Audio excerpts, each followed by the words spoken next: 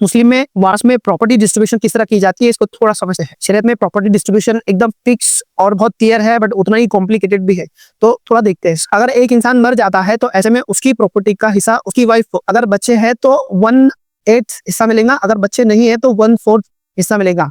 वैसे ही हस्बैंड का, अगर बच्चे हैं तो 1/4 मिलेगा, अगर बच्चे नहीं है तो आधा हिस्सा मिलेगा। वैसे ही अगर बेटा मर जाता है तो उसकी प्रॉपर्टी में से उसकी माँ को जो हिस्सा मिलेगा, अगर उस इंसान को बच्चे नहीं है तो 1/3 मिलेगा, अगर बच्चे हैं तो 1/6 हिस्सा मिलेगा। और ऐसे केस में बाप को जो है वो हमेशा फिक्स होता है, वो 1/6 हिस्सा होता है। अगर माँ या बाप का इंतकाल हो जाता है तो ऐसे में बच्चों का क्या शेयर रहेगा। यहाँ पर ये बात याद रखिए कि सबसे पहले दादा दादी का शेयर निकाला जाता है, और जो माँ या बाप जो जिंदा है उसमें से उनका शेयर निकाला जाता है। जब बच जाता है तब उसमें से जो शेयर होगा वो लड़कों को डबल मिलता है और लड़कियों को एक हिस्सा ही मिलता है। जो सारी बातें मैंने ऊपर बताई है ना, उसको एग्जाम्पल से समझने की कोशिश करते हैं। एक इंसान अपने पीछे एक वाइफ, 2 लड़के और एक लड़की और इनके साथ 100 रुपए प्रॉपर्टी पीछे छोड़ के जाता है। तो ऐसे में सबसे पहले उसकी वाइफ का हिस्सा निकाला जाएगा, जो कि है 1/8, जो कि 100 रुपए में से होगा 12.5 रुपए। उसके बाद जो बची अमाउंट है, जैसे कि 87.5 रुपए, तो इसके 5 हिस्से किए जाएंगे और 2-2 हिस्से लड़कों को मिलेंगे और 1 हिस्सा लड़की को मिलेगा। यानी कि लड़की को यहाँ पर 17.5 रुपए मिलेंगे और जो दोनों लड़के हैं उन्हें 35 रुपए यहाँ पर मिलेंगे। अगर यहाँ पर एक और लड़की होती, यानी कि 2 लड़के और 2 लड़कियां होती, तो ऐसे में जो बची प्रॉपर्टी है 87.5 रुपए,